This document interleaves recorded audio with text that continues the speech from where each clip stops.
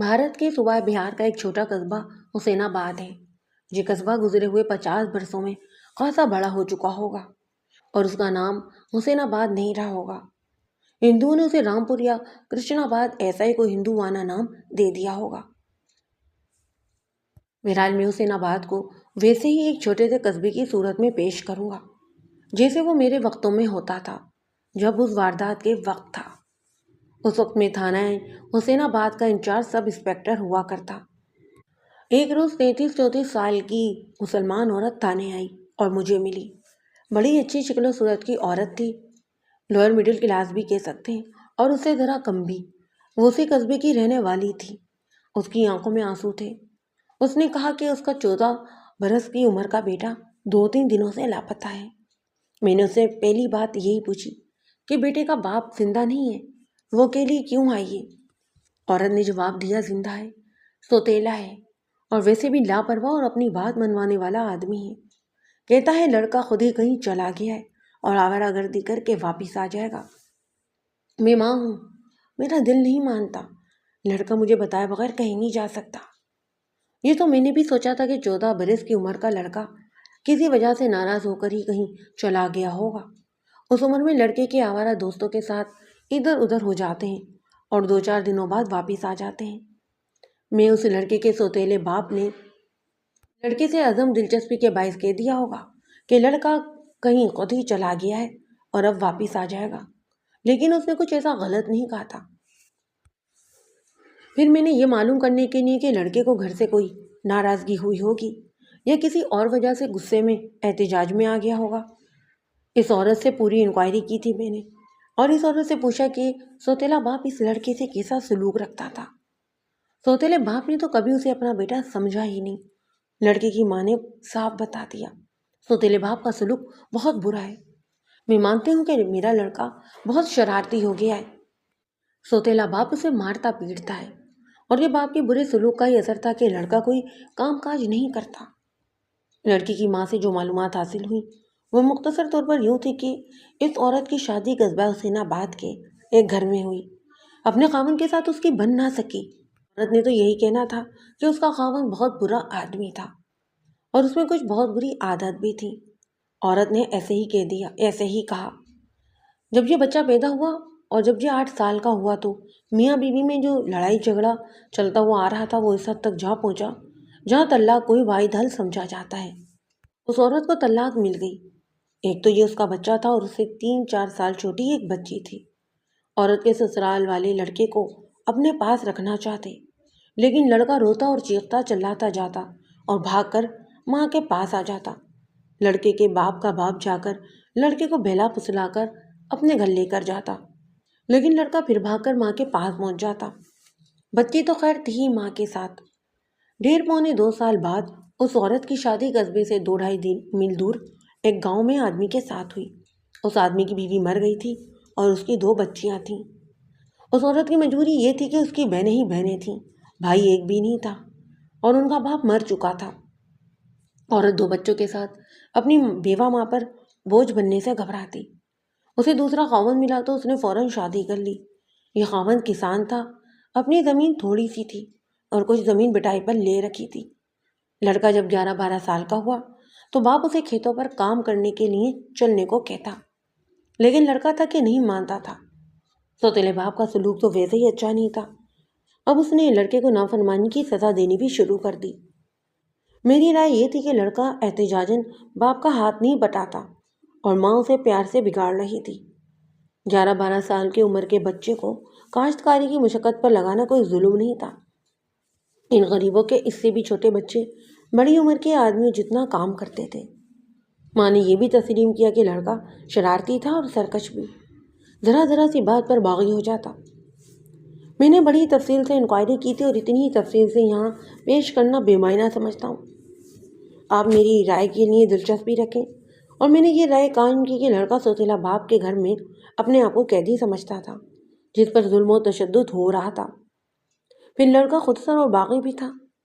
ऐसे लड़के अमूमन घरों से भाग जाया करते हैं और वापस भी आ जाते हैं। मैंने लड़के की माँ को यूँ कहकर मायूस करना मुनासिब ना समझा कि लड़का घर से भाग गया है और वापस आ जाएगा। البتہ رپورٹ تحریر نہ کی۔ میرا ارادہ ٹالنے والا تھا ہی نہیں۔ میں اس عورت کی پوری مدد کرنے کا ارادہ رکھتا تھا۔ وہ ماں تھی اور مجبور ہو کر میرے پاس آئی تھی۔ میں نے اسے پوچھا کہ اس کی یا اس کے دوسرے خاوند کی کسی کے ساتھ دشمنی تو نہیں۔ اس نے میری توقع کے عین مطابق جواب دیا کہ اس کی دشمنی کسی کے بھی ساتھ نہیں تھی۔ یہ صوبہ پنجاب یا سرحدی علاقہ نہیں تھا جہاں خاندانی دشمنیاں چلتی ہیں یا ایک دوسرے کے آدمی قتل کیے جاتے ہیں۔ ان دونوں صوبوں میں قتل کو تو معمولی واردات سمجھا جاتا ہے، لیکن صوبہ بہار کے لوگوں میں ایسی کوئی بات نہیں تھی۔ اس عورت نے صرف ایک شک بتایا جو یہ تھا کہ اس کا پہلا خاوند یا پہلا سسر لڑکے کو ورغلا کر لے گیا ہوگا۔ اس نے بتایا کہ وہاں ایک دو آدمی بھیج کر معلوم کروا چکی ہے۔ ان لوگوں نے کہا ہے کہ لڑکا ان کے ہاں نہیں گیا۔ میں نے اس سے اس کے پہلے خاوند کا نام اور ایڈریس پوچھ کر لکھ لیا۔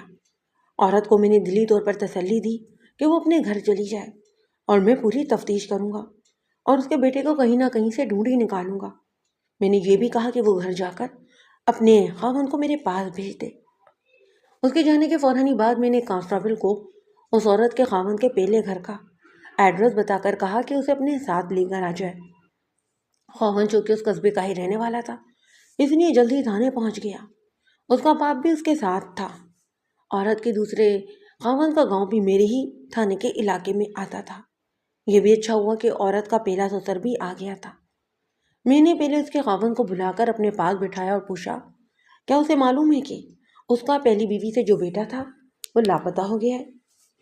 اس نے بیزاری کے لہجے میں جواب دیا کہ اسے معلوم ہے، لیکن اس لڑکے کے ساتھ اسے کوئی دلچسپی نہیں۔ میں نے وجہ پوچھی تو اس نے کہا کہ یہ عورت بدکار تھی اور طلاق کی وجہ بھی یہی تھی۔ اس نے کہا کہ اسے یقین ہی نہیں تھا کہ یہ بیٹا اس کا ہے یا بیٹے کا باپ کوئی اور ہے۔ میں نے اسے بتایا کہ لڑکے کی ماں اس پر شک کرتی ہے کہ وہ لڑکے کو ورغلا کر لے گیا ہے۔ اس نے کہا کہ اس کا باپ یعنی عورت کا پہلا سسر چاہتا تھا کہ لڑکا ماں کو نہ دیا جائے کیونکہ اسے اس بچے کے ساتھ بہت پیار تھا، لیکن بچہ ماں کے بغیر رہتا ہی نہیں تھا اور خاوند یعنی کہ پہلا شوہر اسے اپنے پاس بھی نہیں رکھنا چاہتا تھا۔ مختصر طور پر یہ کہ عورت کے پہلے خاوند نے عورت پر بدکاری کا الزام لگا کر یہ ظاہر کیا کہ وہ جس طرح اس عورت سے کنارہ کش ہو گیا تھا اسی طرح اس نے لڑکے کو بھی اپنا بیٹا نہ سمجھ کر دل سے اتار دیا تھا۔ اس نے یہ بھی کہا کہ اس لڑکے کے ساتھ اسے دلچسپی ہوتی تو کبھی اور کسی قیمت پر بھی لڑکے کی ماں کا ساتھ نہ چھوڑتا، لیکن اب 6 سال گزر گئے اور اس کے ذہن اور دل پر لڑکے کے نام و نشان بھی باقی نہیں رہا۔ اس کے بعد میں نے اس پہلے خاوند کے باپ کو بلایا۔ یہ لوگ دکانداری کی سطح کا ہی کوئی چھوٹا سا کاروبار کرتے تھے۔ باپ کا انداز اور اس کا لباس معزز لوگوں ہی جیسا تھا۔ میں نے اس کے آگے لڑکے کا نام لیا ہی تھا کہ اس شخص کی آنکھوں میں آنسو آ گئے۔ اس کے ساتھ ذرا طویل گفتگو ہوئی اور میں اس شخص سے خاصا متاثر ہوا۔ اس نے اپنے بیٹے کو بہت برا بھلا کہا اور بہو کے خلاف کوئی بات نہ کی۔ اس کے ساتھ جو گفتگو ہوئی وہ مختصر طور پر یہ تھی کہ اسے گمشدہ لڑکے کے ساتھ اور لڑکے کو اس کے ساتھ بچپن سے ہی پیار تھا۔ اس نے کہا کہ اس کا اپنا ہی بیٹا بدکار تھا، تاڑی گھٹیا قسم کی دیسی شراب پیتا اور انتہائی گھٹیا قسم کی عورتوں کے ساتھ اس نے ناجائز مراسم قائم کر رکھے تھے۔ اس پہلی بیوی کو اس شخص کے بیٹے نے دل سے قبول کیا ہی نہیں تھا۔ اس بوڑھے آدمی نے کہا کہ اس کی بہو یعنی گمشدہ لڑکے کی ماں بڑی صبر کرنے والی لڑکی تھی۔ اس نے بہت حد تک اپنے آپ پر جبر بھی کیا اور صبر بھی کیا۔ اس نے بتایا کہ یہ عورت ذہنی لحاظ سے خاصی ہوشیار اور ہوش مند تھی۔ اس نے خاوند کو اس برے راستے سے ہٹنے کو کہا تو خاوند نے اسے دھتکارنا شروع کر دیا اور جب یہ بچہ پیدا ہوا جو اب لاپتہ ہو گیا تھا، بچے نے شعور سنبھال کر دیکھا تو اسے یہی نظر آیا کہ اس کا باپ اس کے ماں کے ساتھ بہت ہی بےہودہ سلوک کرتا ہے۔ اس لڑکے کو دادا سے پیار ملتا یا پھر اپنی ماں سے۔ یہ لڑکا جب 5-6 برس کی عمر کو پہنچا تو اس کی ماں نے انتقاماً ایک آدمی کے ساتھ اپنے راہ و رسم پیدا کر لیے۔ خاوند کو ذرا دیر بعد پتہ چلا۔ لڑکا 7-8 سال کا ہو گیا تھا جب اس لڑکے کے باپ نے اس کی ماں کو بدکاری کے الزام میں طلاق دے دی۔ اس نے یہ بھی کہا کہ اپنے اس بیٹے کو بھی ساتھ لے جاؤ اور بیٹی کو بھی، کیونکہ یہ دونوں ہی اس کی اولاد ہے ہی نہیں۔ اس طرح ماں اس بیٹے کو اور بیٹی کو بھی ساتھ لے کر اپنے گھر چلی گئی۔ پھر اس نے دوسری شادی کر لی۔ میں نے اس عورت کے پہلے سسر سے پوچھا کہ میں اگر یہ کہوں کہ اس لڑکے کو تم لوگوں نے کہیں چھپا کر رکھ لیا ہے تو کیا جواب دو گے؟ اس نے کہا کہ اگر ایسا کرنا ہوتا تو بہت پہلے کر لیتے، اب تو اس تلخی کو قبول کر لیا ہے اور مجھے اب یہ بچہ واپس بھی نہیں مل سکتا۔ اس نے یہ بھی کہا کہ اس لڑکے کو جو اب نوجوانی کی عمر میں پہنچ گیا ہے، ہم ہمیشہ کے لیے چھپا کر بھی نہیں رکھ سکتے۔ میں نے آخر میں اسے کہا کہ اگر لڑکا ان کے پاس آ جائے تو واپس بھیج دیں اور عدالت میں جا کر لڑکے کا مطالبہ کریں۔ میں نے یہ بھی کہا کہ مجھے اگر بعد میں پتہ چلا کہ لڑکا آپ کے پاس ہے تو پھر یہ جرم ہوگا جس کی سزا خاصی ہوگی۔ میں نے باپ بیٹے کو ذرا ڈرایا دھمکایا تو تھا ہی، لیکن بہرحال مجھے اس بات کا تو یقین ہو گیا تھا کہ لڑکا ان کے پاس نہیں تھا۔ قانون کے مطابق سال بعد یہ اپنا لڑکا واپس لے سکتے تھے اور یہ انہیں معلوم بھی تھا۔ دونوں کو ہی میں نے باہر بھیج دیا اور تقریباً آدھے گھنٹے بعد مجھے بتایا گیا کہ گمشدہ لڑکے کا سوتیلا باپ بھی آ گیا ہے۔ میں نے اسے اندر بلا لیا، اسے پوچھا کہ لڑکا کہاں جا سکتا ہے اور اگر وہ گھر سے بھاگ گیا ہے تو پھر وجہ کیا ہوگی؟ اس شخص نے کوئی زیادہ بات نہ کی، کہنے لگا کہ لڑکا گھر سے بھاگ گیا ہے اور وجہ یہ بتائی کہ لڑکا نکما تھا اور کام سے گھبراتا۔ یہ سوتیلا باپ اسے زبردستی کام پر لگاتا تھا اور لڑکا اتنی زیادہ ڈھیٹ ہوتا چلا جا رہا تھا۔ اس شخص نے یہ بھی تسلیم کیا کہ وہ لڑکے کو مارتا پیٹتا بھی تھا، پر اس نے یہ بھی بتایا کہ یہ لڑکا بڑا ہی شرارتی تھا اور دلیر اتنا کہ بڑے بڑے آدمیوں کے منہ آنے سے بھی نہیں ڈرتا تھا، لڑاکا بھی تھا اور کبھی کبھی اس کی کوئی نہ کوئی شکایت بھی آ جاتی کہ بھئی اپنے بیٹے کو سمجھاؤ، یہ شریف لڑکا نہیں۔ میں نے لڑکی کے سوتیلے باپ سے کہا کہ وہ واپس گاؤں چلا جائے اور جو لڑکے اس کے سوتیلے بیٹے کے گہرے دوست ہیں وہ انہیں تانے بھیجتے۔ میں نے اس خیال سے کانسٹیبل کو ساتھ بھیج دیا کہ ہو سکتا ہے اس کے کہنے پر کوئی لڑکا تھانے نہ آئے۔ شام ہونے کو تھی جب 3 لڑکے اپنے باپوں کے ساتھ تھانے میں آئے۔ میں نے ان سب کو ہی اپنے دفتر میں بلا لیا، ان کے باپوں کو تسلیاں دیں کہ وہ گھبرائے نہیں، بس ان کے بیٹے سے کچھ باتیں پوچھنی ہیں، پھر میں انہیں فارغ کر دوں گا۔ باپ اپنے بیٹوں کو میرے پاس چھوڑ کر دفتر سے نکل گئے۔ میں نے تینوں کو ہی اکٹھے بٹھائے رکھا، وہ کوئی ملزم یا مشتبہ تو تھے نہیں کہ میں ان سے الگ الگ بیان لیتا۔ میں نے تو بس انکوائری شروع کرنی تھی جو کر دی۔ ان سے بہت سارے سوال پوچھے جن سے میرا مقصد یہ تھا کہ لڑکا طبیعتاً کیسا تھا، کیا اس میں گھر سے بھاگ جانے والے اوصاف موجود تھے، کیا اس نے کبھی ایسی کوئی بات کی تھی کہ وہ گھر سے بھاگ جائے گا، وغیرہ وغیرہ۔ مجھے گمشدہ لڑکے کا نام بالکل بھی یاد نہیں، بس اسے کہانی سنانے کے لیے سہیل لکھ دیتا ہوں۔ سہیل کے ان 2 دوستوں نے بڑی برخوداری سے اس کے متعلق ہر وہ بات بتائی جو مجھے مطلوب تھی۔ طبیعتاً وہ دلیر اور شرارتی تھا اور خطرناک حد تک شرارت کر گزرتا، لڑائی جھگڑے سے تو گھبرانے والا تھا ہی نہیں۔ میں یہ بھی واضح کر رہا ہوں کہ دیہاتی لڑکوں کی طرح سادہ لو بھی نہیں تھا، ڈر، خوف اور گھبراہٹ سے تو وہ واقف ہی نہیں تھا، تیز ترار اور ذہین بھی تھا۔ اس میں گھر سے بھاگ کر اپنا راستہ خود بنانے والے لڑکوں جیسے اوصاف موجود تھے۔ پھر اس کے گھر میں وہ تمامی حالات رواں دواں تھے جو گھروں سے لڑکوں کو بھاگ جانے پر مجبور کرتے ہیں۔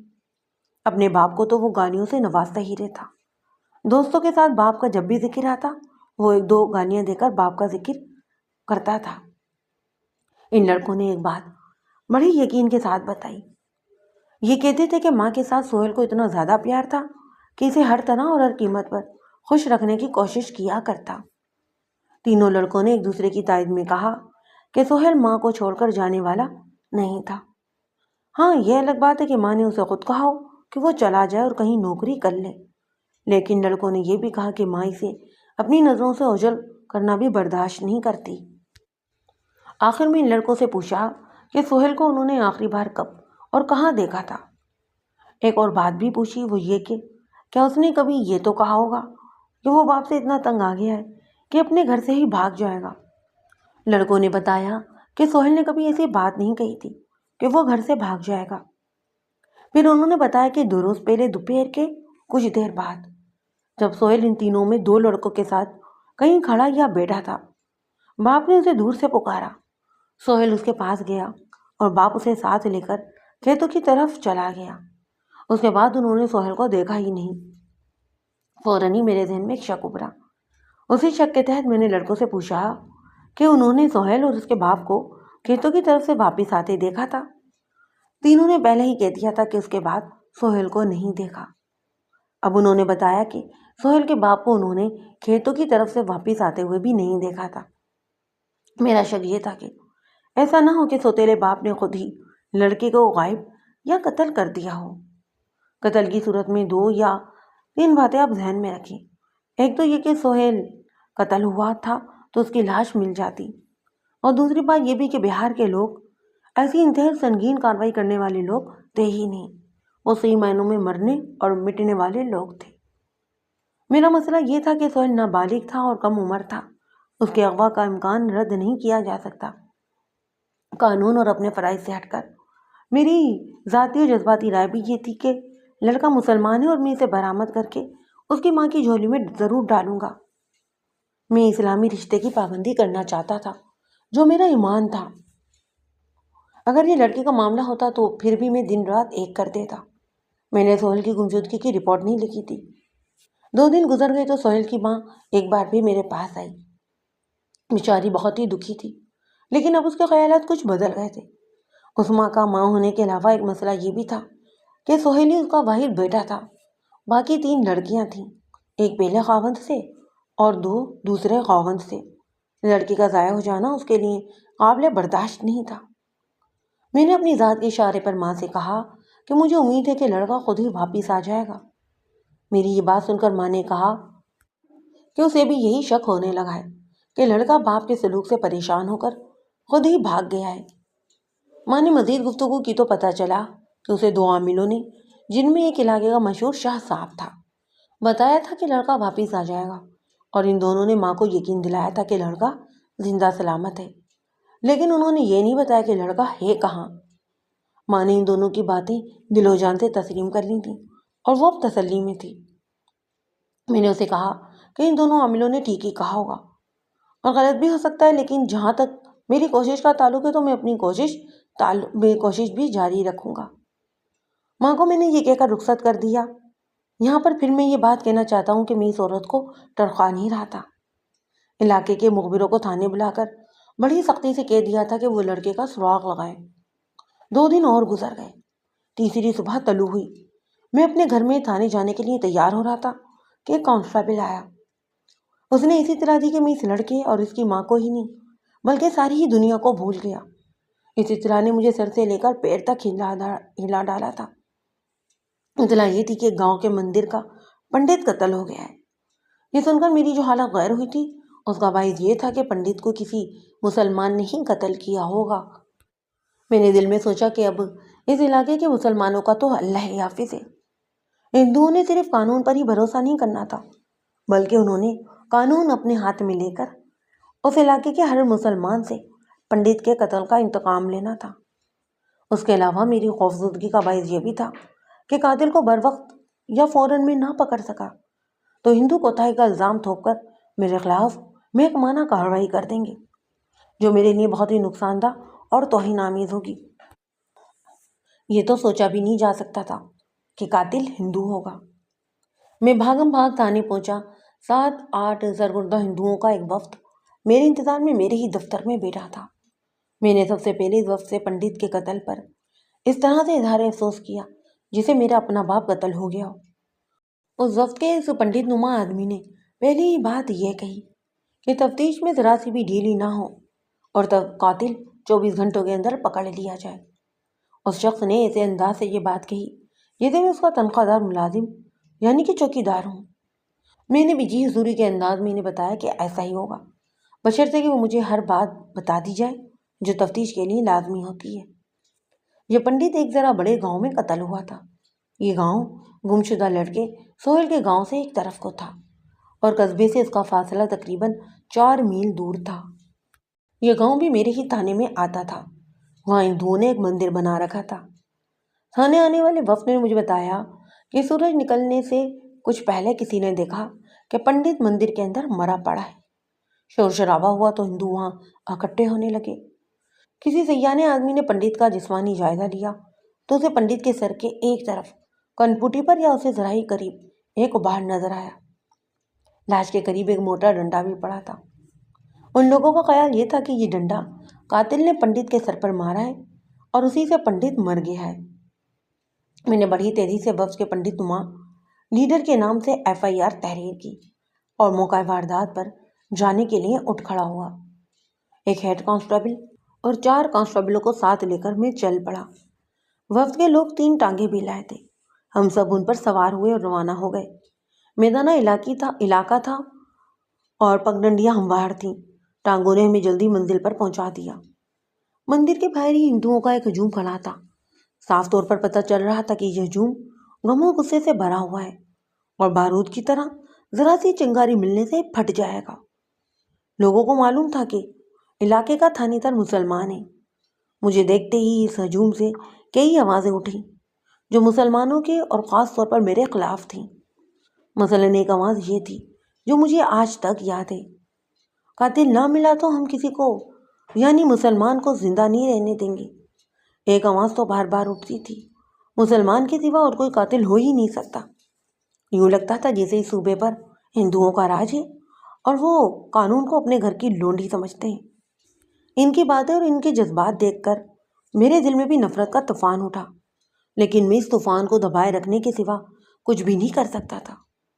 इंडियन फिल्मों और उनके गानों के रसिया पाकिस्तानी लोग अंदाजा कर ही नहीं सकते कि हिंदुओं के दिलों में मुसलमानों की नफरत किस हद तक भरी हुई है। मैं हजूम में से रास्ता बनाता हुआ मंदिर के अंदर जाने लगा तो एक बड़ी ही तोहिन आमेज आवाज़ मेरे कानों में पड़ी। आवाज़ ये थी, ख्याल रखना भाई, ये यानी कि मैं मुसलमान हूँ और तफ्तीश में अब मैं ज़रूर घपला करूँगा। मैं मंदिर के दरवाजे में ही रुक गया। मंदिर ज़रा ऊंचे चबूतरे पर खड़ा था। मैंने पीछे मुड़कर हजूम का सामना किया और हाथ बुलंद करके हजूम को खामोश होने का बोला। सभी लोग मेरी एक बात गौर से सुन लो। मैंने बड़ी बुलंद आवाज़ में कहा, मैं मुसलमान हूँ और तुम लोग मुसलमानों को और मुझे बुरा भला कहे जा रहे हो, लेकिन ये ना भूलो कि यहाँ तुम्हारी बादशाही नहीं, अंग्रेज़ की बादशाही है। अंग्रेज़ का ही कानून चलता है। और ये भी सोच लो कि उस इलाके का पुलिस कप्तान DSP वो अंग्रेज़ है। अगर तुम लोगों ने इश्तियाल अंगेज़ी बंद ना की तो मैं इस अंग्रेज़ पुलिस कप्तान को इतला भिजवा दूंगा और वो पुलिस की गार्ड लेकर फ़ौरन यहाँ पर पहुँच जाएगा। फिर तुम्हारे पंडित के कत्ल की तफ्तीश धरी की धरी रह जाएगी। मैं हर उस शख्स को गिरफ्तार कर लूँगा जो दूसरों को फसाद पर उकसाएगा। सब लोग मंदिर से दूर हट जाओ। मैंने अपनी बात कहकर हजूम पर निगाह दौड़ाई। हजूम पर खामोशी तारी रही, लेकिन मैं ये बात खूब अच्छी तरह जानता था कि इस खामोशी में एक हौलनाक तूफान छुपा हुआ है। बहरहाल मैं मंदिर के अंदर चला गया और मुझे लाश तक ले जाया गया। नफरत का आलम यह था कि इस मंदिर से भी मुझे ताफून उठता हुआ महसूस होने लगा। पंडित की लाश फर्श पर पड़ी थी। करीबी सामने एक चबूतरा सा बना हुआ था जिस पर एक तो गणेश देवता का बुत था और उसके साथ ही करचन महाराज की मूर्ति थी और उन पर फूलों के हार डाले हुए थे। मैंने लाश को पांवों से सर तक देखा। कनपुटी का उभार बड़ा ही नुमाया था और करीबी डंडा भी पड़ा हुआ था। ये शाहबलूत की लकड़ी का एक मोटा डंडा था। शाहबलूत की लकड़ी लोहे की तरह मजबूत और वजनी होती है। मुझे यकीन हो गया कि पंडित के सर पर यही डंडा मारा गया है। मैंने पूछा कि यह डंडा उस मंदिर में ही पड़ा था या नहीं। बताया गया कि मकतूल पंडित कभी कभी ये डंडा अपने हाथ में रखता था। कत्ल के वक्त भी यही डंडा उसके साथ था। उससे ज़ाहिर ये हुआ कि कातिल के पास कोई और आला कत्ल ना था, यानी छुरी, खंजर और चाकू होता तो वो इस हथियार से पंडित को कत्ल करता। पंडित का ही डंडा इस्तेमाल ना करता। उसे ये भी ज़ाहिर हुआ कि कातिल कत्ल की नीयत से आया था। कत्ल की नीयत से आया होता तो अपने हथियार से पंडित को कत्ल करके जाता। मैंने अपने तजुर्बे की बिना पर और वहाँ जो शवाहिद नजर आए उन्हें देखकर कत्ल का ही शुबा जहन में बनाया। कोई आदमी पंडित के साथ यहाँ मौजूद रहा और बैठे बैठे कोई ऐसी इश्तियाल अंगेजी हो गई कि उस शख्स ने करीब पड़ा डंडा उठाकर पंडित के सर पर दे मारा और भाग निकला। मैं इन पंडितों के किरदार और इखलाक से भी वाकिफ था। औरत के तो मामले में ये पंडित साफ नीयत के होते ही नहीं थे। दूसरा शक ये भी था जो मेरे जहन में आया, और उस शक की ये सूरत थी कि ये पंडित ने किसी बे औलाद औरत को औलाद का झांसा देकर मंदिर में बुलाया होगा اور اس کی عزت پر ہاتھ ڈالنے لگا تو عورت نے غیرت مندی کا یہ مظاہرہ کیا کہ ڈنڈا اٹھا کر پنڈت کے سر میں مارا اور بھاگ گئی۔ پھر میرے ذہن میں یہ بات آئی کہ یہ ہندو عورتیں پنڈتوں ننگ دھڑنگ سادھوؤں کے سامنے ایسی شرمناک حرکتیں کرتی ہیں اور ان سے ہی اپنی اولاد لیتی ہیں۔ اسی بات کو ذہن میں رکھتے ہوئے میں نے اپنا یہ شک ختم کر دیا کہ کسی غیرت مند ہندو عورت نے پنڈت کے سر پر ڈنڈا مارا ہے۔ لاش پوسٹ مارٹم کے لیے ٹانگے پر بھجوا دی۔ قصبہ حسین آباد میں سرکاری اسپتال تھا جس کا ڈاکٹر عام قسم کے پوسٹ مارٹم کر لیتا۔ تفتیش کے لیے مجھے اس وقت تک اس کے گاؤں میں ہی رہنا تھا جب تک میں کسی یقینی سراغ تک نہ پہنچ جاتا۔ میرے کہنے پر کسی بھی گھر میں میرے لیے بیٹھنے کا انتظام ہو سکتا تھا، لیکن مندر کے سامنے بڑکا ایک بڑا ہی گھنا درخت تھا۔ موسم بھی اچھا تھا اور مجھے درخت کے نیچے بیٹھنا اچھا لگا۔ میں نے گاؤں کے ٹھاکر سے کہا کہ بڑ کے نیچے میرے لیے بیٹھنے کا بندوبست کر دے۔ فوراً ہی ایک کرسی اور ایک چھوٹی سی میز آ گئی اور 2-4 چارپائی بھی میز اور کرسی کے ساتھ ہی رکھ دی گئی۔ میں نے ٹھاکر سے کہا کہ کوئی آدمی یہاں کھڑا نہ رہے، سبھی یہاں سے چلے جائیں، ورنہ میں کانسٹیبلوں سے کہہ دوں گا کہ جو کوئی تماشا دیکھنے یہاں رکے گا اسے گرفتار کر لیا جائے گا۔ سب سے پہلے میں نے پنڈت کے پسے ماندگان کے متعلق پوچھا۔ بتایا گیا کہ اس کی بیوی ہے اور ایک بیٹا ہے جس کی عمر 16-17 سال ہے۔ 2 یا 3 اور بیٹے تھے جو چھوٹے تھے۔ مجھے مقتول کے گھر کے ایسے افراد کی ضرورت تھی جو اچھی طرح سوچ سمجھ کر میرے سوالوں کا جواب دینے کے قابل ہوتے۔ میں نے مقتول پنڈت کی بیوی اور اس کے بڑے بیٹے کو بلوا لیا۔ مقتول کا گھر مندر کے قریب ہی تھا۔ اس کی بیوی اور بیٹا فوراً ہی آ گئے۔ میں نے ان دونوں کو کھٹے ہی بٹھا لیا۔ ان سے زیادہ کوئی انکوائری تو کرنی نہیں تھی۔ ایک بات تو یہ پوچھی تھی کہ پنڈت کی کسی کے ساتھ کوئی بڑی ہی سنگین قسم کی دشمنی تھی۔ بیوی اور بیٹے نے بڑے ہی یقین کے ساتھ کہا کہ دشمنی کوئی نہیں تھی، بلکہ ہندو تو ہندو، مسلمان بھی ان کا احترام کرتے، اور دوغھر عیسائیوں کے ہیں وہ بھی پنڈت کو جیسے اپنا مذہبی پیشوا سمجھتے ہیں۔ پھر میں نے پوچھا کہ پنڈت رات میں کس وقت مندر میں گیا تھا۔ میرے خیال میں تو پنڈت کو رات کے وقت مندر میں کوئی کام نہیں ہو سکتا تھا۔ عبادت کے لیے تو لوگ صبح کے وقت جایا کرتے تھے۔ وہاں دشواری یہ تھی کہ ان پڑھ اور دیہاتی لوگ تھے جنہیں صحیح وقت کا علم ہی نہیں ہوتا۔ بیوی نے بتایا کہ مقتول شام کا کھانا کھا کر سو گیا تھا اور بیوی سے یہ کہہ کر سویا تھا کہ 1.5 گھنٹے بعد اسے جگا دیا جائے، اسے مندر میں جانا ہے۔ بیوی نے اسے جگا دیا اور وہ مندر کو چلا گیا۔ اس کے جانے کے بعد بیوی ایسی سوئی کہ اسے ہوش ہی نہیں رہا کہ پنڈت واپس آیا ہے یا نہیں۔ صبح میں بھی نیم تاریخی تھی جب ایک آدمی نے اسے آ کر بتایا کہ پنڈت مندر میں مرا پڑا ہے۔ پھر میں نے پوچھا کہ پنڈت ہر روز رات کے وقت مندر میں جایا کرتا تھا یا اکثر جاتا رہا تھا۔ بیوی اور بیٹے نے بتایا کہ رات کو مندر میں جانا پنڈت کا معمول نہیں تھا۔ ہاں، اگر کبھی جانا ہو تو بھی شام کے بعد کچھ دیر کے لیے جاتا اور جلدی واپس آ جاتا۔ پاکستان کے دیہات میں بھی دیکھا گیا ہے کہ گاؤں کی مسجد کے مولویوں کو اتنی ہی حیثیت حاصل ہوتی ہے کہ وہ پیش امام ہیں، لیکن یہ مولوی نمبرداروں، جاگیرداروں اور ایسے ہی بڑے زمینداروں کے خوشامدی اور غلام بنے رہتے ہیں، یہاں تک کہ بڑے چودھری کے حکم سے ہی عید کا اعلان کرتے ہیں۔ اس کے مقابلے میں دیہات کے پنڈتوں کی حیثیت بہتر بلکہ بہت ہی قابل احترام ہوتی، جس کی وجہ یہ ہے کہ ہندو، خصوصاً دیہاتی ہندو تو ہم پرست لوگ ہیں۔ وہ پنڈتوں کو دیوتاؤں کے نمائندے سمجھتے ہیں۔ پھر پنڈتوں نے یہ بھی قابلیت حاصل کر رکھی ہے کہ وہ ذائچے نکالتے ہیں اور چپ گھڑی بھی بتاتے ہیں۔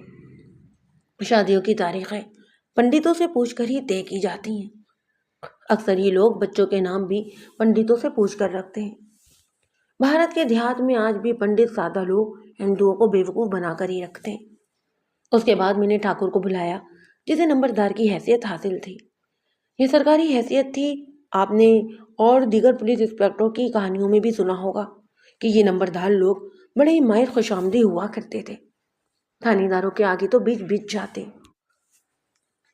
یہ ٹھاکر بھی اسی نسل سے تھا جو انگریزوں کو آسمان سے اتری ہوئی قوم سمجھتا تھا۔ میں نے اسے کہا، ٹھاکر بھیا، میں نہیں مان سکتا کہ تمہیں معلوم ہی نہ ہو کہ پنڈت کے قتل کا باعث کیا ہے۔ تمہارا پنڈت گاؤں کی سیاست کا شکار ہوا ہے۔ اگر تمہیں معلوم نہیں تو تم حیثیت کے بھی قابل نہیں۔ اسے میں نے خوبی لتاڑا، ڈرایا اور اس بات پر زور دیا کہ وہ قاتل کو میرے سامنے لائے या फिर कोई ऐसा इशारा दे दे कि मैं कातिल को पकड़ सकूं। वो बड़ी ही बेबसी से लालमी का इजहार करने लगा। उसके साथ बातें होती रहीं और इन बातों में मुझे ये पता चला कि सबसे पहले किसने देखा था कि पंडित मरा पड़ा है। मैं तो यही समझता रहा कि सुबह सवेरे हिंदू प्रार्थना के लिए मंदिर में आए तो किसी ने पंडित को मरा हुआ देखा। मैं उस शख्स को शामिल तफ्तीश करना चाहता था जिसने सबसे पहले पंडित की लाश देखी थी। ठाकुर से पूछा कि वो आदमी कौन है और उस शख्स के मुतालिक उसकी क्या राय है। ठाकुर ने बताया कि वो दरअसल मंदिर ही का आदमी है और उसे पंडित का बालका या शागिर्द कहा जाए तो सही होगा। तफ्तीश में बात से बात निकलती चली जाती है और इसी तरह कुछ ऐसे इंकशाफ हो जाते हैं जिनके मुतालिक जहन में जरा सा भी ख्याल नहीं होता। उसी तरह ठाकुर ने कहा कि उस शख्स ने सबसे पहले उसे घर जाकर बताया कि पंडित मंदिर में मरा पड़ा हुआ है। ठाकुर जब मंदिर में गया तो कुछ और लोग भी आ चुके थे। मैंने ठाकुर से कहा कि उस शख्स को मेरे पास भेज दे। ठाकुर ये कहकर चला गया कि यहीं कहीं होगा, मैं अभी इसे भेजता हूँ। वो एक गांव था, कराची और लाहौर जैसा शहर नहीं था कि किसी को तलाश करने में पूरा ही दिन गुजर जाता। ये शख्स मेरे पास आ तो गया लेकिन कमोपेश आधे घंटे बाद आया। मैंने पहली बात ये पूछी कि वो कहाँ था कि आते आते उसने इतना वक्त ज़ाया कर दिया। उसने डरे डरे से लहजे में और दबी दबी जुबान में कहा कि वो यहीं पर था। कुछ उसने बयान दिया और कुछ मैंने सवाल किए और इस तरह से जो मुझे मालूम हुआ वो ये था कि ये शख्स पंडित का शागिर्द था और मंदिर के साथ ही एक कोठरी जैसे कमरे में रहता था। सुबह बहुत सवेरे मंदिर में झाड़ू देता। उस सुबह वो कोठरी से निकला और जब वो मंदिर की सफाई कर रहा था तो उसे पंडित मरा हुआ नजर आया। अभी मंदिर में और कोई नहीं था। वो सबसे पहले पंडित के घर गया और उसकी बीवी को बताया। उसकी बीवी रोती चीखती और चिल्लाती मंदिर की तरफ दौड़ी। उसके बेटे भी उसके पीछे पीछे दौड़ते हुए मंदिर के अंदर आ गए। उसकी चीखों पुकार पर लोग घरों से निकल आए और मंदिर में आकर पंडित को मरा हुआ देखा। ठाकुर ने मुझे बताया था कि ये शख्स सबसे पहले उसके घर गया और उसे इतला दी कि पंडित मंदिर में मरा पड़ा है, लेकिन ये बता रहा था कि वो सबसे पहले पंडित के घर गया था। बात तो मामूली सी थी, लेकिन मुझे ठाकुर पर बहुत गुस्सा आया कि वो अपने नंबर बना रहा था। मैंने पंडित के उस शागिर्द से पूछा कि ठाकुर किस वक्त मंदिर में आया। उसने जवाब दिया कि ठाकुर को उसने और लोगों ने हजूम में देखा था, लेकिन ठाकुर ने तो मुझे कुछ और बताया है। मैंने कहा तुमने सबसे पहले ठाकुर को जाकर बताया था। उसने कोई भी जवाब देने की बजाय अहमकों की तरह मेरे मुंह की तरफ देखा। उसके चेहरे पर पुलिस का खौफ साफ नजर आ रहा था।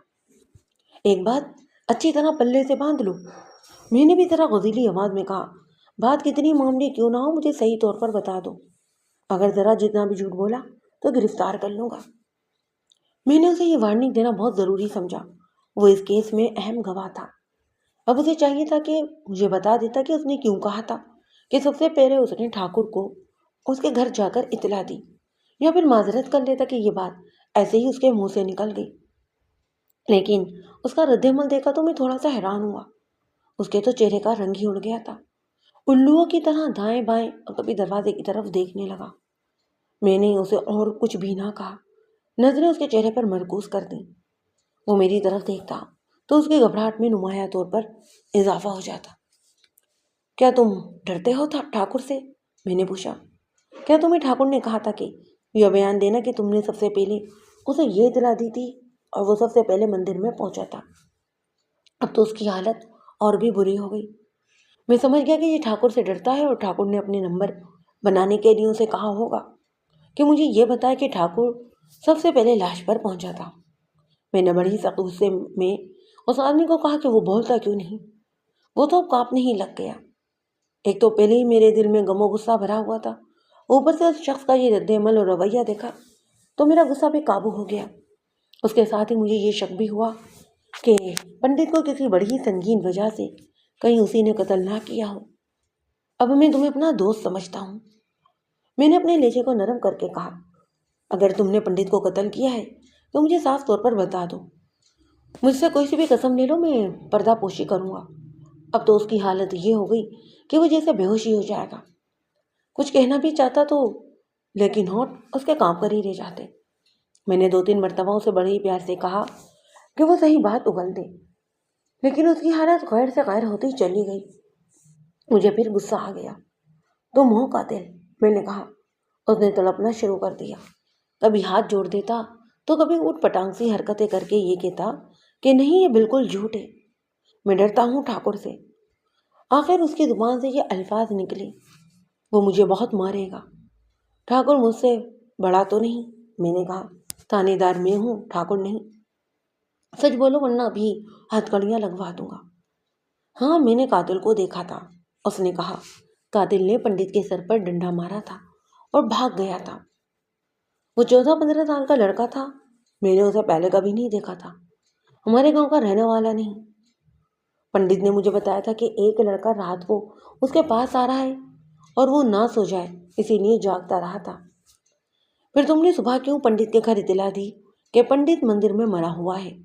میں نے پوچھا۔ تم تو کہتے ہو کہ قاتل جو کوئی بھی تھا، پنڈت کو رات کو ہی مارا گیا تھا اور تم نے اسے دیکھا تھا۔ تم نے اسی وقت سب کچھ کیوں نہ بتا دیا؟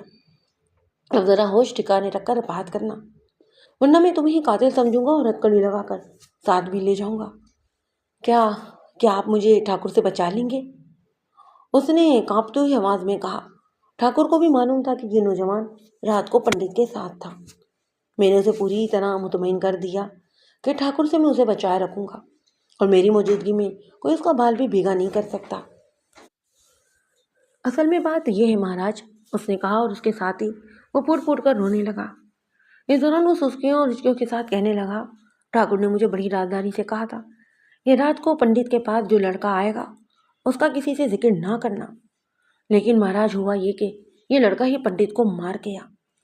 اس کا مکل اور بزدل آدمی کے ان الفاظ سے مجھے پکا شک ہو گیا کہ پنڈت ٹھاکر نے اس لڑکے سے مروایا ہے۔ ٹھاکر کی پنڈت کے ساتھ کوئی دشمنی ہوگی۔ سوچنے والی بات یہ تھی کہ پنڈت ٹھاکر اور اس لڑکے کے جال میں کس طرح آ گیا کہ رات اتنی دیر سے خاص طور پر مندر میں گیا۔ کیا ٹھاکر نے پنڈت کو کوئی لالچ دیا تھا یا اسے یہ کہا تھا کہ اس کے پاس ایک بڑی ہی خوبصورت لڑکی بھیج رہا ہے؟ مجھے ان سوالوں کے جواب کسی نہ کسی طرح لینے ہی تھے۔ میں نے کہا، یہ بتاؤ اس لڑکے کو مندر میں کون لایا تھا؟ یہ تو مجھے نہیں معلوم، اس نے جواب دیا۔ میں ویسے ہی مندر کے اندر گیا تو پنڈت کے سامنے فرش پر لڑکا بیٹھا ہوا تھا۔ پنڈت اس کے سر پر ہاتھ رکھ کر کچھ پڑھ رہا تھا۔ اچانک لڑکے نے پاس پڑا ہوا ڈنڈا اٹھایا اور بڑی زور سے پنڈت کے سر پر اس طرف مارا اور اٹھ کر بھاگ گیا۔ اس وقت پنڈت سر سے ننگا تھا، وہ ایک طرف لڑک گیا۔ میں نے جا کر دیکھا اور کئی بار ہلایا بھی، پنڈت جی، مہاراج، مہاراج، پنڈت جی، لیکن وہ کچھ بولا ہی نہیں۔ پھر اس کی آنکھیں پتھرا گئی اور میں نے اس کی نبض دیکھی، نبض بند ہو گئی تھی۔ اگر وہ لڑکا تمہارے سامنے لایا جائے تو کیا تم اسے پہچان لو گے؟ میں نے پوچھا۔ اس نے جواب دیا، پہچان لوں گا مہاراج۔ تم نے رات کو ہی پنڈت کے گھر والوں کو کیوں نہ بتایا کہ پنڈت مارا گیا ہے؟ میں نے پوچھا۔ میں ٹھاکر کے گھر چلا گیا تھا، اس نے جواب دیا۔ اسے جگایا اور کان میں بتایا کہ یہ واقعہ ہوا ہے۔ ٹھاکر نے کچھ سوچ کر مجھے کہا کہ بھی کسی کو نہ بتانا، صبح سویرے پنڈت کے گھر والوں کو بتا دینا کہ تم نے صبح مندر میں جا کر صفائی شروع کی تو دیکھا کہ پنڈت جی مہاراج مندر میں مرے پڑے ہیں۔ میں نے اپنی تفتیش کو وہیں پر روک دیا، اس شخص کو اپنے پاس بٹھا لیا اور ٹھاکر کو بلایا۔ وہ آیا تو میں نے ہیڈ کانسٹیبل کو بلا کر کہا کہ ان دونوں کو تھانے ساتھ لے چلو۔ ٹھاکر نے مجھے کچھ کہنے کی کوشش کی لیکن میں نے اس کی طرف توجہ ہی نہ دی۔ دو ٹانگے لیے جو باہر انتظار میں ہی کھڑے تھے، اپنے ساتھ آئے ہوئے کانسٹیبلوں کو ایک ٹانگے میں اور باقی سب کو ہی دوسرے ٹانگے میں بٹھایا اور تھانے والے قصبے کی طرف ہم روانہ ہو گئے۔ ہم تھانے پہنچے تو سورج غروب ہو گیا تھا۔ میں تھانے میں یہ کہہ کر اپنے گھر چلا گیا کہ رات 11 بجے واپس آؤں گا اور ان دونوں سے تفتیش کروں گا۔ دوسری بات یہ کہی کہ ان دونوں کو سوائے پانی کے کچھ اور کھانے پینے کے لیے نہیں دینا۔ میں ٹھاکر کو اور خاص طور پر بھوک کی اذیت دینا چاہتا تھا۔ پنڈت کے اس شاگرد نے ٹھاکر کے خلاف میرے ذہن میں ایسا شک پیدا کر دیا جو مجھے یقین کی حدود کو چھو رہا تھا۔ غالباً 11 بج چکے تھے جب میں تھانے میں چلا گیا۔ شام کا کھانا کھا کر میں نے 2 گھنٹے سو لیا۔ اب میں رات بھر جاگنے کے لیے تر و تازہ تھا۔ ٹھاکر کو اپنے دفتر میں بٹھا کر دروازہ بند کر لیا۔ چونکہ اس گاؤں کی نمبرداری جیسی اسے سرکاری حیثیت ملی ہوئی تھی، اس لیے اس کے ساتھ ملاقاتیں ہوتی رہتی۔ وہ خود بھی کچھ دنوں کے وقفے سے تھانے سلام کرنے بھی آیا کرتا۔ لیکن اب اس کی حیثیت ایک مشتبہ کی سی تھی۔ معلوم نہیں وہ مجھے شاہ صاحب کیوں کہا کرتا، اور میں نے اسے کبھی روکا بھی نہیں تھا۔ میں نے اسے بڑے ہی تحمل سے دوستانہ لہجے میں کہا، ٹھاکر بھیا، اپنی سرکاری حیثیت کو بچاؤ اور بے خوف و خطرہ سچ بول دو۔ مجھ سے یہ مت پوچھنا کہ تمہارے متعلق مجھے کیا کیا معلوم ہو چکا ہے۔ تم اس وقت مشتبہ نہیں بلکہ ملزم ہو۔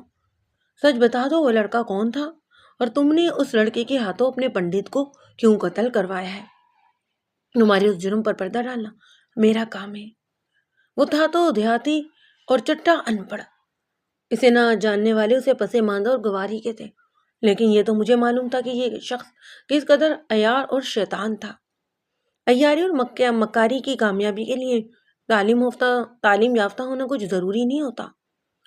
میں نے اس پر جو الزام عائد کیا تھا، کوئی اور ہوتا تو وہ بری طرح گھبراہٹ اور بوکھلاہٹ میں مبتلا ہو جاتا، اور خوفزدگی تو قدرتی طور پر رد عمل ہوتا، لیکن اس شخص پر تو جیسے کچھ اثر ہوا ہی نہیں۔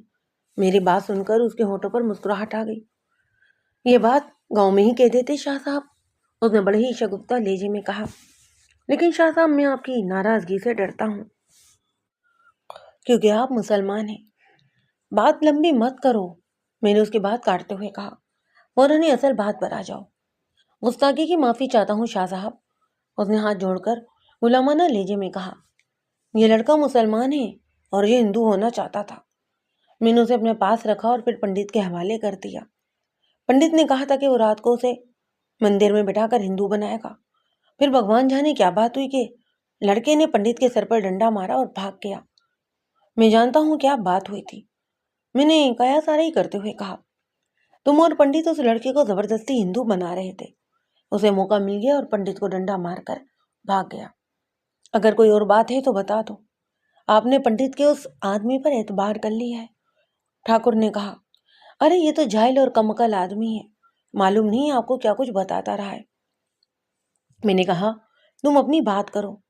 میں جانتا ہوں یہ آدمی کم عقل ہے، اور میں یہ بھی جانتا ہوں کہ تم اپنے آپ کو کچھ زیادہ ہی بلکہ بہت ہی زیادہ عقل مند سمجھتے ہو، لیکن یہ بھی سوچ لو کہ تھانے میں ہم کس طرح اصل بات اگلوا لیا کرتے ہیں، اور یہ بھی سوچ لو کہ انگریزوں نے تمہیں جو سرکاری عزت دے رکھی ہے نا، اس سے بھی ہاتھ دھو بیٹھو گے اور ذلت کی گندگی میں جا پڑو گے۔ یہ بتاؤ کہ وہ لڑکا کون تھا، کہاں کا رہنے والا تھا، اور تم اسے کہاں سے پکڑ کر لائے تھے۔ یہ بھی دماغ میں بٹھا لو کہ میں اس وقت ایک مسلمان کی حیثیت سے نہیں بلکہ ایک تھانے دار کی حیثیت سے بات کر رہا ہوں۔ ایک بار یہ بھی کہہ دیتا ہوں کہ تم نے کہا کہ تم لڑکے کے گاؤں وغیرہ کو نہیں جانتے، تو میں نہیں مانوں گا۔ کسی مسلمان کو ہندو بنانا یا کسی ہندو کو مسلمان بنانا کوئی جرم نہیں۔ میری توجہ سے وہ صرف اس واردات پر ہے کہ ایک آدمی قتل ہو گیا ہے۔ اگر تم صحیح بات نہیں بتاؤ گے تو اس کا مطلب یہ لیا جائے گا کہ تم قانون اور انصاف کے معاملے میں میری مدد نہیں کر رہے ہو۔ اس نے ذرا توقف کے بعد لڑکے کا جو نام لیا اور پھر اس کے گاؤں کا جو نام لیا، یہ سن کر تو مجھے یوں لگا جیسے اس ٹھاکر نے بجلی کے ننگے تار میرے جسم کے ساتھ لگا دی ہیں۔ اس نے لڑکے کا نام سہیل بتایا اور اسی گاؤں کا نام لیا جہاں سے سہیل کی ماں اس کی گمشدگی کی رپورٹ درج کروانے آئی تھی۔ میں کچھ وقت بعد ذہنی طور پر نارمل حالت میں آیا۔ پہلے خیال یہ آیا کہ میں نے سہیل کی ماں سے کہا تھا کہ اس کا بیٹا واپس آ جائے گا۔ اس کے ساتھ یہ بھی خیال آیا کہ سہیل پنڈت کو مار کر گیا اور اپنے گاؤں ہی گیا ہوگا یا پھر فرار ہو گیا ہوگا۔ غالب خیال یہ بھی تھا کہ وہ گرفتاری کے ڈر سے کہیں دور بھاگ گیا ہوگا۔ مجھے یہ بھی معلوم کرنا تھا کہ سہیل اس ٹھاکر کے جال میں کس طرح آ گیا تھا۔ ٹھاکر سے میں نے یہ بھی تصدیق کروانی چاہی کہ کیا یہ وہی سہیل ہے جو لاپتہ ہو گیا تھا اور جو اسی گاؤں کا ہے۔ ٹھاکر سے میں اس تصدیق کے مقصد کے تحت کچھ باتیں مزید پوچھنے لگا تو وہ ادھر ادھر کی ہانکنے لگا۔ اس سے مجھے اور بھی زیادہ شک ہوا کہ معاملہ کچھ اور ہے اور اب یہ شخص مجھے گمراہ کرنے کی کوشش کر رہا ہے۔ اس جاہل کو معلوم تھا کہ وہ مجھے کوئی بات صحیح نہیں بتائے گا تو میں سہیل سے ساری بات معلوم کر لوں گا، مگر یہ تو مجھے معلوم ہی نہیں تھا کہ سہیل اپنے گاؤں میں ہی یا پھر کہیں دور نکل گیا ہے۔ یہ بات بھی ذہن میں رکھ لیں کہ سہیل کا گاؤں قصبہ حسین آباد سے کم و بیش 2.5 میل دور تھا اور ٹھاکر کے گاؤں کا فاصلہ تقریباً 4 میل، اور سہیل کے گاؤں اور ٹھاکر کے گاؤں کے درمیان 2.5-3 میل کا فاصلہ تھا۔ رات کے 12 بج چکے تھے۔ میں نے اپنی ضرورت کے مطابق عملے کے کچھ آدمیوں کو بیدار رکھا ہوا تھا۔ ایک ہیڈ کانسٹیبل سے کہا کہ وہ سہیل کے گاؤں جائے اور اگر وہ گھر میں ہو تو اسے ساتھ لے کر آ جائے۔ ہیڈ کانسٹیبل کو سہیل کا گاؤں بتایا اور یہ بھی کہ سہیل وہ لڑکا ہے جس کی ماں اس کی گمشدگی کی رپورٹ لکھوانے آئی تھی۔ میں نے ہیڈ کانسٹیبل کو یہ بھی بتا دیا کہ ہو سکتا ہے کہ لڑکا گھر ہی میں ہو اور یہ بتایا جائے کہ وہ تو گھر سے لاپتہ ہے۔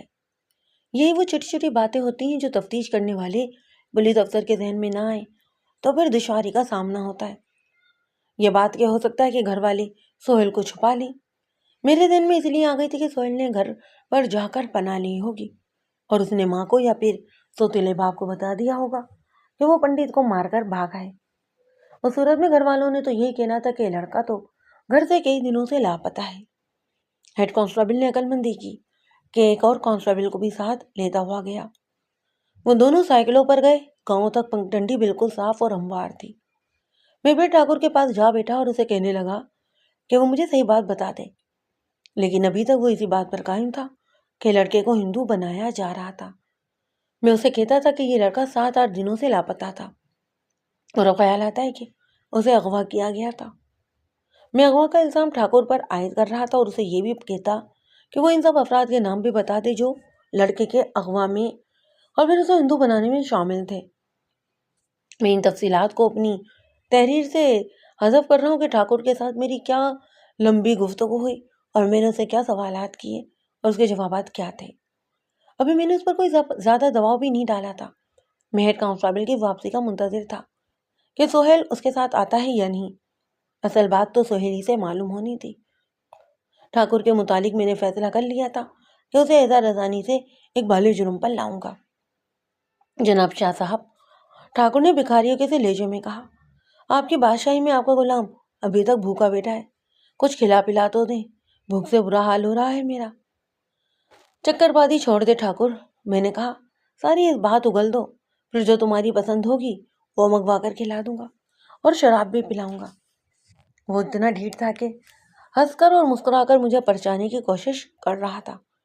میں نے اسے باہر کانسٹیبلوں کے حوالے کر دیا اور اپنے دفتر میں کرسی پر بیٹھ کر ٹانگیں میز پر رکھی اور سونے کی کوشش کرنے لگا۔ سہیل کے متعلق کوئی اطلاع ملنے تک میں آرام کر لینا چاہتا تھا۔ رات آدھی گزر گئی تھی اور بڑی جلدی آنکھ بھی لگ گئی۔ میں اسی گہری نیند سویا کہ 2.5-3 گھنٹے گزر گئے، مجھے پتہ ہی نہ چلا۔ ہیڈ کانسٹیبل نے مجھے جگایا اور خوشخبری یہ سنائی کہ سہیل آ گیا ہے اور اس کی ماں بھی اس کے ساتھ ہے۔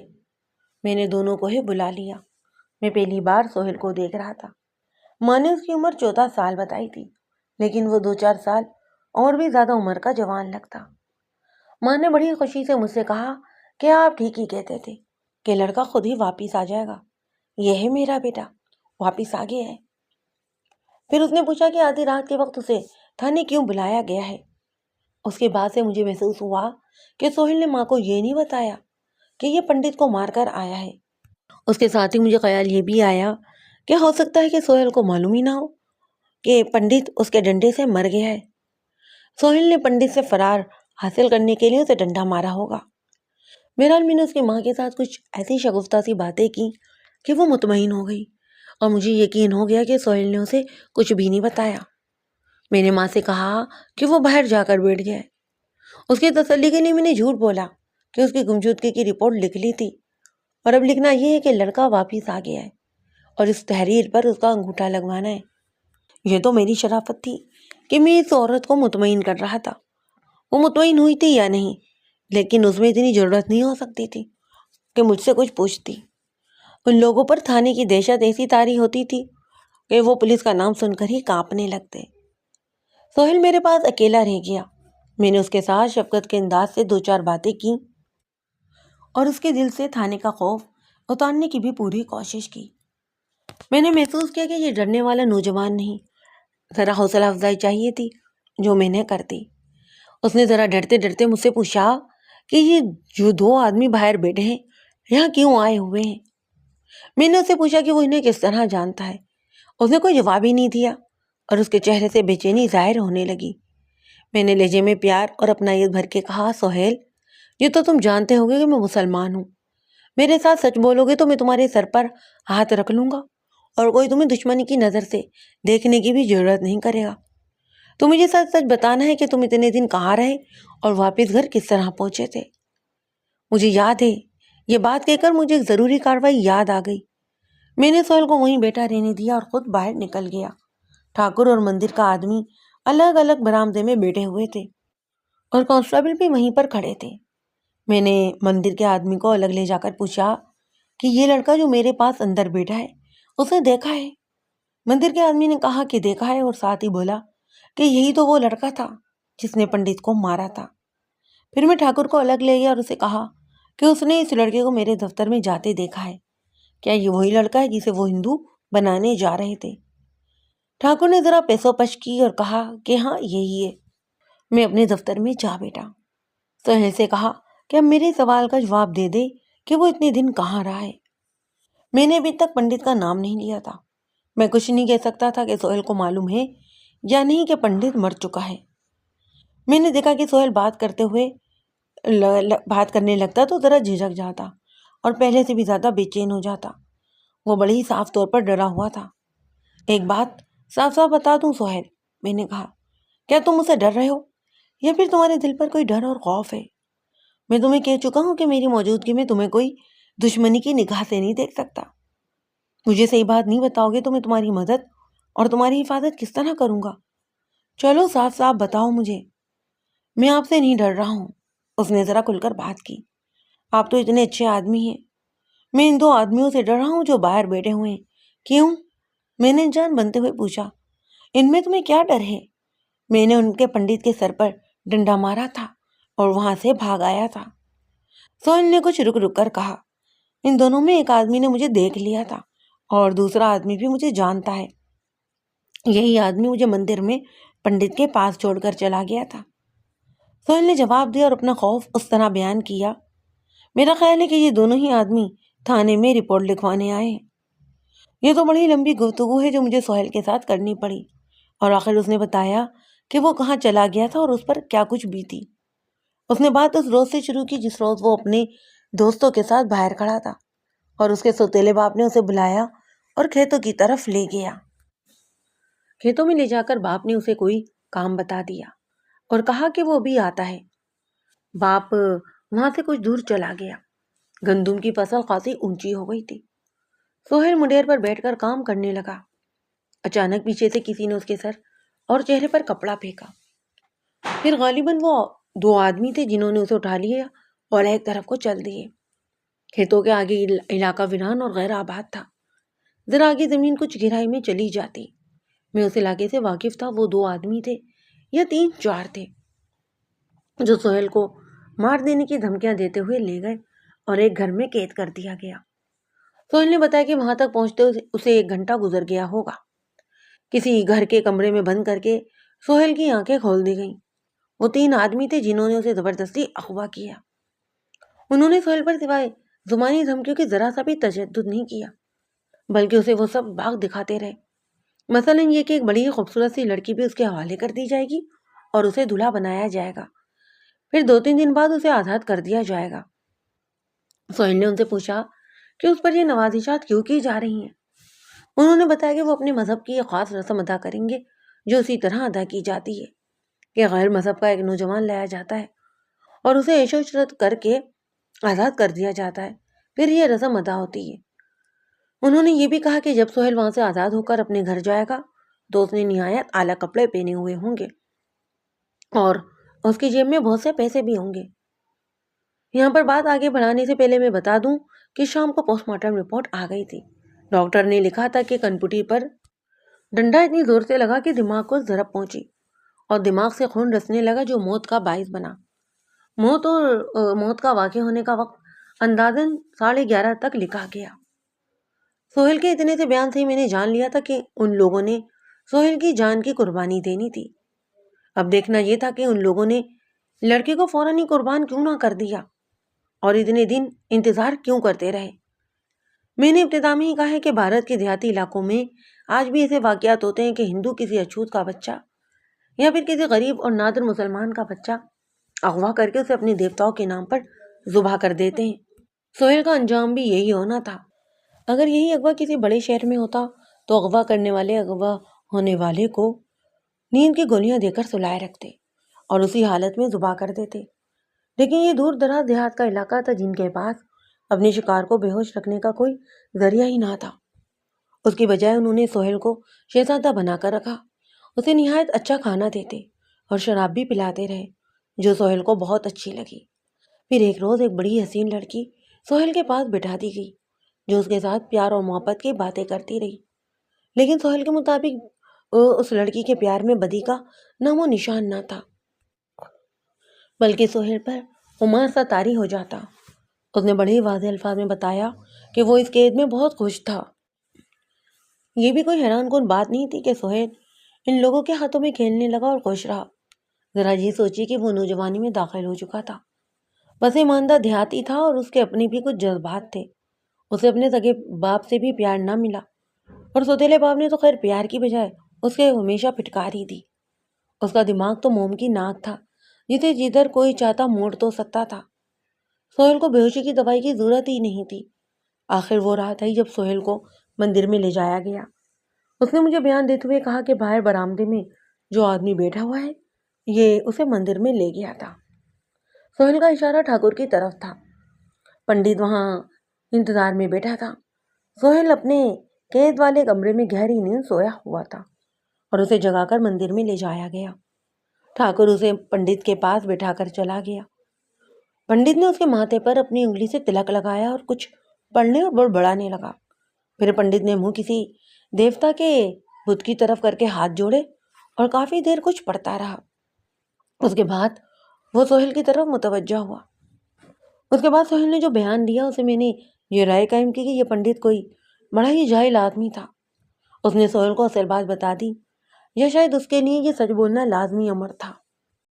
پنڈت نے سہیل سے کہا کہ وہ بہت ہی خوش قسمت لڑکا ہے جسے دیوتاؤں نے اپنی قربانی کے لیے منتخب کیا ہے۔ پنڈت نے یہ بھی کہا کہ سہیل فوراً دوسرے جنم میں اور دنیا میں آئے گا، لیکن ایک ان پڑھ دیہاتی کی صورت میں نہیں بلکہ راجکمار کی صورت میں۔ وہ ہندوستان کی کسی ریاست میں راج کرے گا۔ یہ سب کچھ بتا کر پنڈت نے سہیل سے کہا کہ وہ اس بت اور اس مورتی کے آگے ہاتھ جوڑے اور پنڈت جو کچھ کہے وہ سہیل اس کے ساتھ ساتھ بولتا جائے۔ اس وقت تک بالکل سہیل خاموش تھا۔ اس نے اپنے بیان میں کہا کہ اسے معلوم تھا کہ ہندو کبھی کبھی انسانی قربانی بھی دیتے ہیں اور کسی غیر ہندو کا بچہ اٹھا لیتے ہیں اور اسے ذبح کر دیتے ہیں۔ سہیل کے متعلق دوستوں نے ٹھیک ہی بتایا تھا کہ یہ بڑا ہی دلیر لڑکا تھا اور اتنا نڈر کہ بڑی عمر کے آدمی بھی اس سے گھبراتے۔ سہیل نے یوں بیان دیا کہ اس کی نظر ایک موٹے ڈنڈے پر پڑی جو پنڈت کے قریب فرش پر پڑا تھا۔ پنڈت نے اسے کہا کہ وہ اس بت کے آگے ہاتھ جوڑے تو سہیل کی ذات میں ایک مسلمان بیدار ہو گیا۔ اس نے مجھے بتایا کہ بغیر سوچے اور بغیر ارادے کہ اس کا ہاتھ اس ڈنڈے پر چلا گیا۔ پنڈت کے سر پر پگڑی تھی۔ اس کی موت شاید اسی طرح لکھی تھی جو یوں پوری ہوئی کہ نہ جانے پنڈت نے کیوں اس وقت پگڑی سر سے اتاری اور سر کو کھجا لیا۔ شاید سر کو کھجا لینے کے لیے ہی پنڈت نے پگڑی اتاری تھی۔ سہیل نے پوری طاقت سے ڈنڈا اس کی بائیں کنپٹی پر مارا۔ اس نے یہ بھی بتایا کہ باہر برآمدے میں بیٹھا جو آدمی ہے وہ اندر آیا اور اسے دیکھ رہا تھا۔ پنڈت ایک پہلو پر لڑک گیا اور سہیل اس قدر تیزی سے اٹھا اور باہر کو بھاگا جیسے وہ وہاں کبھی بیٹھا ہی نہیں تھا۔ اپنے گاؤں کو دوڑتا چلا گیا۔ آدھے راستے میں تھک گیا تو چلنے لگا۔ وہ گھوم گھوم کر پیچھے دیکھتا لیکن اس کے تعاقب میں کوئی نہیں آ رہا تھا۔ گھر پہنچ کر اس نے دروازے پر دستک دی تو اس کے باپ نے ہی دروازہ کھولا۔ اسے دیکھتے ہی باپ نے گالم گلوچ شروع کر دی۔ وہ 7-8 روز نہ جانے کہاں آوارگی کر کر آیا ہے۔ ماں کی آنکھ کھلی تو وہ دوڑی ہوئی باہر آئی اور سہیل کو گلے لگا لیا۔ میاں بیوی میں خاصا لڑائی جھگڑا ہوا۔ ماں اپنے بیٹے کی وکالت کر رہی تھی۔ سہیل بالکل ہی خاموش رہا اور سوتیلے باپ کی گالیاں سنتا رہا جو وہ اسے اور اس کی ماں کو دے رہا تھا۔ پنڈت کے قتل کی خبر سہیل کے گاؤں میں بھی پہنچ گئی۔ سہیل نے مجھے بتایا کہ اس کا ارادہ قتل کرنے کا نہیں تھا، وہ تو وہاں سے بھاگنا چاہتا تھا اور اسے یہ توقع ہی نہیں تھی کہ پنڈت ڈنڈے کی ایک ہی ضرب سے مر جائے گا۔ سہیل نے سوچا کہ وہ ایسا بھاگے کہ واپس کبھی بھی گاؤں میں نہیں آئے۔ اسے ڈر تھا کہ پکڑا جائے گا اور پھانسی کی سزا ملے گی، لیکن اس کی ماں اسے 1 منٹ کے لیے بھی اپنی نظروں سے اوجھل ہی نہیں ہونے دے رہی تھی۔ جن کو بھی اس کے دوست آ گئے اور ماں نے دوستوں کو بھی گھر پر ہی بٹھا لیا، اور اسی طرح دن گزر گیا۔ سہیل نے ارادہ کیا کہ وہ رات کو سب سو جائیں گے تو وہ بھاگ جائے گا، لیکن وہ اتنا تھکا ہوا تھا کہ سو گیا۔ تو پھر میرے بھیجے ہوئے ہیڈ کانسٹیبل نے ہی اسے جگایا اور اپنے ساتھ لے کر آ گیا۔ میں نے سہیل کو بہت ساری تسلیاں دیں کہ میں اسے بچانے کی ہر ممکن کوشش کروں گا، لیکن میں یوں نہیں کر سکتا تھا کہ اسے ایسے ہی چھوڑ دیتا۔ یہ تو ٹھاکر اور دوسرے ہندوؤں نے دیکھا تھا کہ قاتل سہیل ہے، وہ سہیل کو کسی اور طریقے سے پھنسا سکتے تھے۔ میں نے باہر جا کر سہیل کی ماں سے کہا کہ وہ گھر چلی جائے اور میں سہیل کو صبح گاؤں بھیج دوں گا۔ وہ تو مان ہی نہیں رہی تھی اور میں اسے اصل بات نہیں بتا رہا تھا۔ بڑی مشکل سے میں نے اسے چلتا کیا۔ اس کے جانے کے بعد سہیل کو کانسٹیبلوں کی نگرانی میں الگ بٹھا کر میں ٹھاکر کو اپنے دفتر میں لے گیا۔ میں نے اسے کہا، اب کوئی ہیرا پھیری نہیں چلے گی، اپنے تمام ہی ساتھیوں کے نام بتا دو اور اس لڑکی کی نشاندہی سب سے زیادہ ضروری ہے جسے ایک جرم میں استعمال کیا گیا۔ یہ تو خیر ہو نہیں سکتا تھا کہ ٹھاکر فوراً ہی مان جاتا۔ اس نے پسو پیش شروع کی تو میں نے اسے کہا کہ اب میں اسے 1 منٹ کی بھی مہلت نہیں دوں گا، فوراً اقبالی ہو جائے، ورنہ میں ڈی ایس پی صاحب کو اطلاع دے رہا ہوں۔ وہ یہ نہیں دیکھے گا کہ وقت رات کا ہے، فوراً ہی یہاں پر پہنچے گا۔ دراصل رات بھی گزر گئی تھی اور قصبے کی جامع مسجد سے فجر کی آواز آ رہی تھی۔ ٹھاکر نے پہلے میرے آگے ہاتھ جوڑے، پھر اٹھا اور میز کی ایک طرف سے میرے قریب آ کر میرے قدموں میں سجدے میں گر گیا اور فرش پر دوزانوں ہو کر ہاتھ جوڑے اور یہ کی کہ وعدہ معاف گواہ بنا لو۔ اس نے دیکھ لیا تھا کہ میں کیس پر پردہ نہیں ڈال سکتا اور اسے کسی قیمت پر نہیں چھوڑوں گا۔ وہ جو میرے آگے بچھا جا رہا تھا نا، میرا غصہ اتنا ہی زیادہ شدید اور زہرناک ہوتا جا رہا تھا۔ ٹھاکر نے رشوت اس طرح پیش کی کہ میں اسے بتاؤں کہ میں کتنی رقم لوں گا۔ اس نے کہا کہ اس جرم میں جو لڑکی شامل تھی میں اسے بھی اپنا ہی سمجھوں اور جب چاہوں اپنے گھر بھی بلوا سکتا ہوں۔ اس نے لڑکی کا حسن اس طرح بیان کیا جیسے کوئی افسانہ نویس یا شاعر اپنے کلام میں لفظی کے جوہر دکھاتا ہے۔ عمر 16-17 سال بتائی۔ میں دوسرے ذرائع سے بھی ملزم کی نشاندہی کروا سکتا تھا، لیکن اس ٹھاکر کو میں بڑا ہی سخت رگڑا دینے کے موڈ میں تھا۔ اعزا رضانی کو شریفانہ الفاظ میں 3rd ڈگری کہا جاتا ہے۔ مختلف صوبوں میں اس کے پولیس والوں نے مختلف نام رکھے ہوئے۔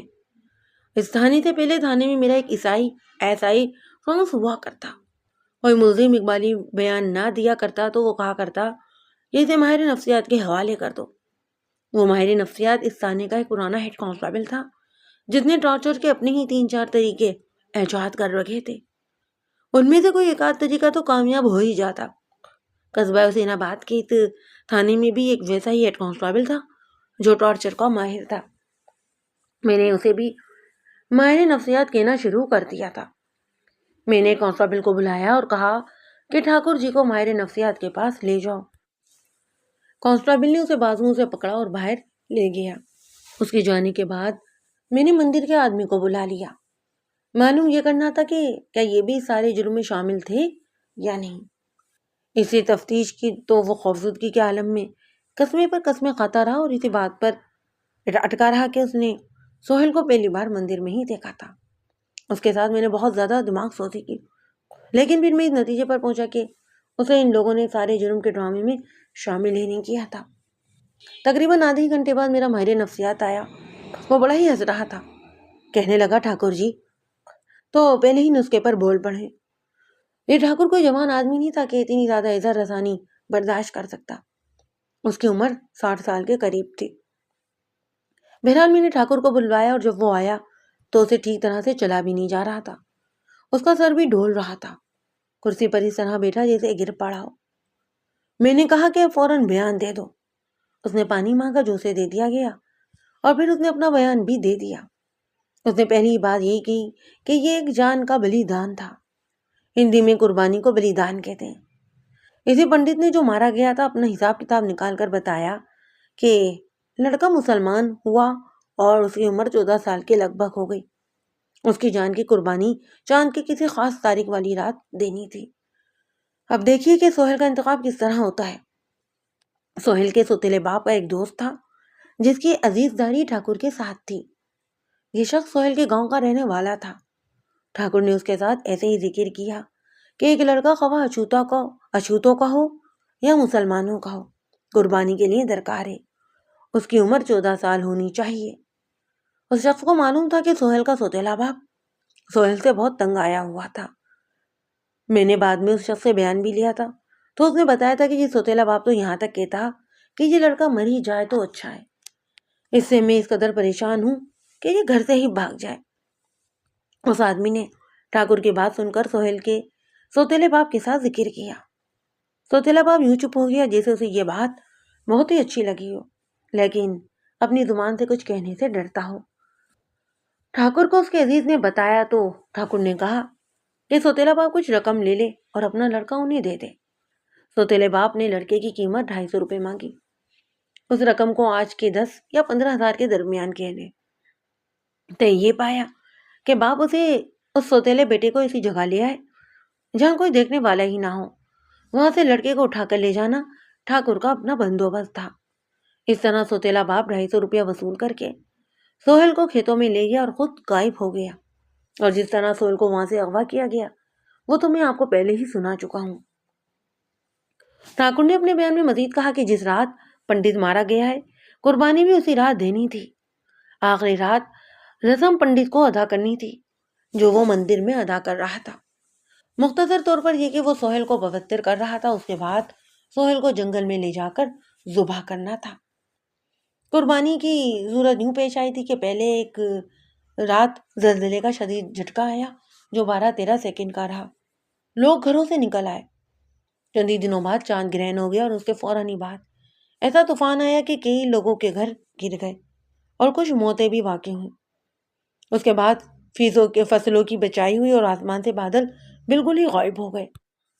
صاف طور پر نظر آتا تھا کہ اب کے خشک سالی ہوگی اور اس کا نتیجہ قحط ہی ہو سکتا تھا۔ یہ ساری ہی آفت 6 مہینے کے عرصے میں آئی تو کسی نے بتایا کہ دیوتا سخت ناراض ہیں، ایک جان کی قربانی دے دو اور اس کا خون پانی میں ملا کر دور دور تک یہ پانی کو چھڑک دو ورنہ بے شمار جانیں ضائع ہو جائیں گی۔ ہوا یہ کہ پنڈت ایک مسلمان لڑکے کو قربانی کرنے کے لیے پوتر کر رہا تھا اور اس کے دیوتاؤں نے اسی پنڈت کی جان کا بلیدان لے لیا۔ ٹھاکر نے تمامی ملزموں کی نشاندہی کر دی۔ میں نے اسے اور سہیل کو حوالات میں بند کر دیا اور خود ڈی ایس پی کے پاس چلا گیا جو 26-27 میل دور ضلع کے مرکزی شہر میں ہوتا۔ اسے یہ ساری زبانی واردات سنائی۔ اس نے ہندوؤں کے خلاف بڑی ہی نفرت کا اظہار کیا اور مجھے کوئی ضروری ہدایت دی۔ میں نے اسے کہا کہ ہندو فساد پر اتر آئیں گے اور مقدمہ بھی خراب کریں گے۔ ڈی ایس پی نے میری حوصلہ افزائی کی اور کہا کہ وہ پولیس گارڈ بھیجے گا اور میں مقدمہ بالکل صحیح اور محفوظ بناؤں۔ اس کے بعد جو کچھ ہوا وہ پولیس کی ہی کارروائیاں تھیں اور مقدمے کی تیاری۔ میں نے اپنے تھانے کے زیادہ سے زیادہ کانسٹیبل ساتھ لیے اور اٹھ کر ٹھاکر کے گاؤں جا کر اس کی نشاندہی پر 5-6 آدمیوں کو گرفتار کیا اور اس لڑکی کو بھی۔ آپ سن کر حیران ہوں گے کہ یہ لڑکی ٹھاکر کی اپنی سگی بھتیجی تھی اور بہت ہی خوبصورت لڑکی تھی۔